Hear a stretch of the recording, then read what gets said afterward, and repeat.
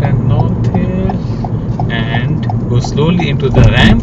It's written here 30, but the 30 is on the yellow board. So yellow board is like it's a speed on the curve, and it can be approximately. It can be 30, it can be 40 also. And make sure you don't touch this white line, yellow line. Go smoothly in the curve. It can be 30, it can be 40 also.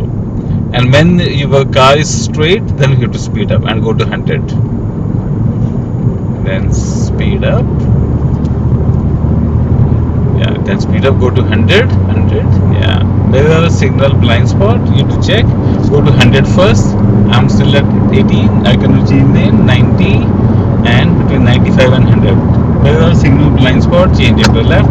The examiner is going to tell you to change 2 lanes to the left and come back to the right lane. There are signal blind spot. Change it to the left. Yeah. There are signal blind spot. Change back to the right. Yeah. Good. So this is what the examiner is going to tell you. When it's safe to do so, change it to left, change it to right. Expect a lot of lane changing in the G test.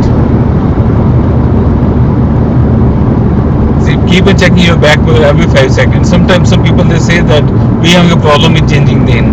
It means they are not checking their back mirror regularly. If they check the back mirror regularly, there won't be any problem in that.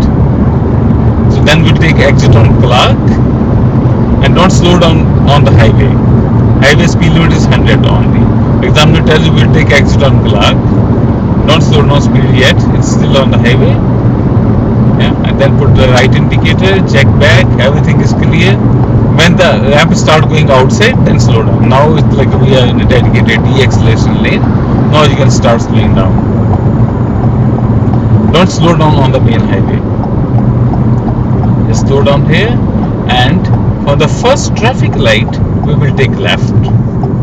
Keep in middle lane. Mirror signal, blind spot also, and check back mirror. Light is red.